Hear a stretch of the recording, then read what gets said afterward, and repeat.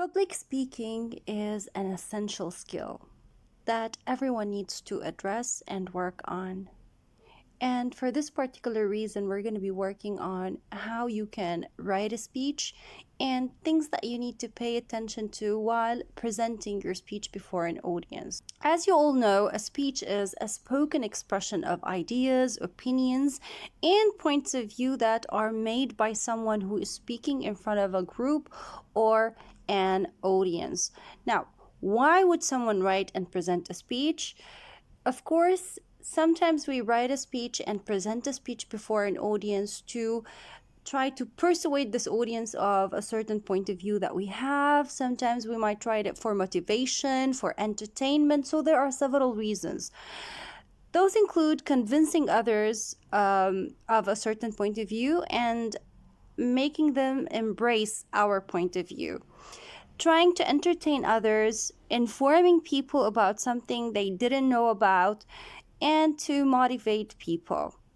Now, what you need to pay attention to is that a good speech is based not only on what you say, but also on how you say it. So the way in which you present your speech is very important. What should you do to be persuasive? First of all, you need to attend to the audience's feelings and logic to make them want to act upon your instructions. You want to address their feelings and emotions to make them feel sympathetic or motivated or energetic and willing to embrace the point of view that you're trying to convey to them. And at the same time, you need to address their logic, because should you say something that is illogical or unreasonable, they would shut you out. They would no longer be perceptive and accepting of whatever it is that you are trying to say. You need to grab the audience's attention and maintain it, and we will discuss how this is done. You should also use appropriate oral and body language, because you need to make sure that you're not boring and dull in the way you present your speech, and your body language would help you reflect your ideas in a better way and maintain attention.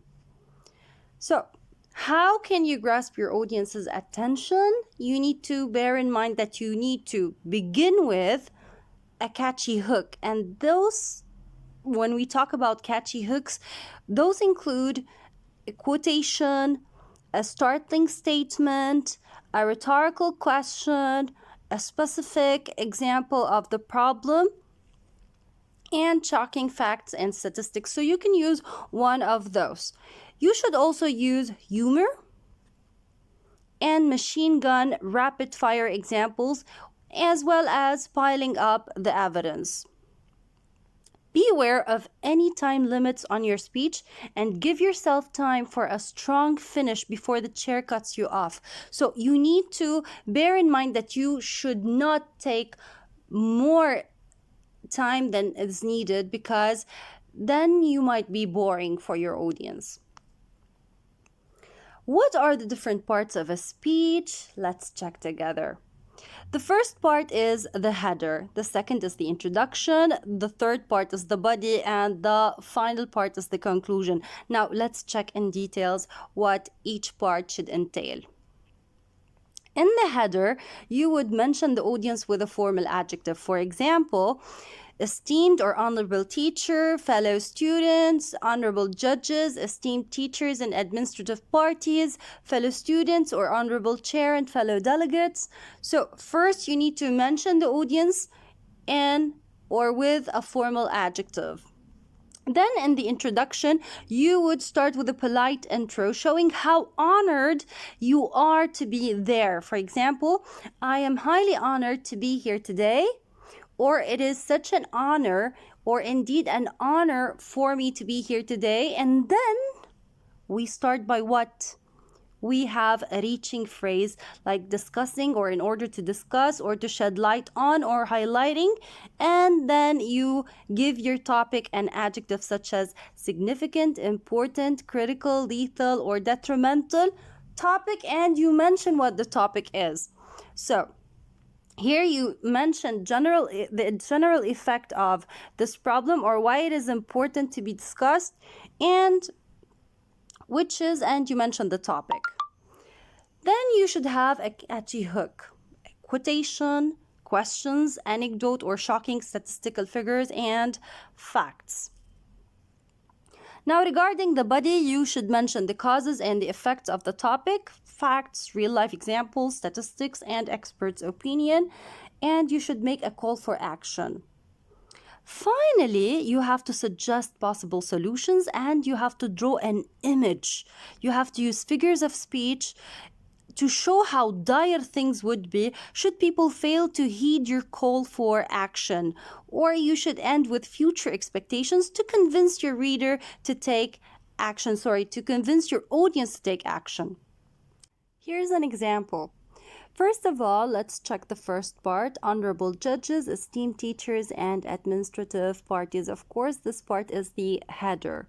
It is such an honor for me to be here today discussing a crucial and fundamental topic, one that could topple the world as we know it should we fail to address it, and it is the drastic rise in the price of Nutella jars.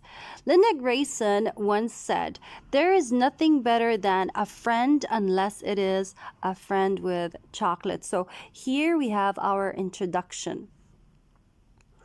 Unfortunately, due to the latest economic crisis in Lebanon and the drastic drop in the value of our currency, people find themselves incapable of affording their favorite daily breakfast, brunch, lunch, and supper go-to option, the mouth-watering, deliciously sweet and aromatic Nutella.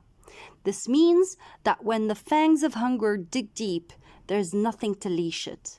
It's way past time we fight. Fight for our right to savor our daily chocolate injections. Fight for that melting sensation and fight for that glimpse of hope at the end of a hectic day.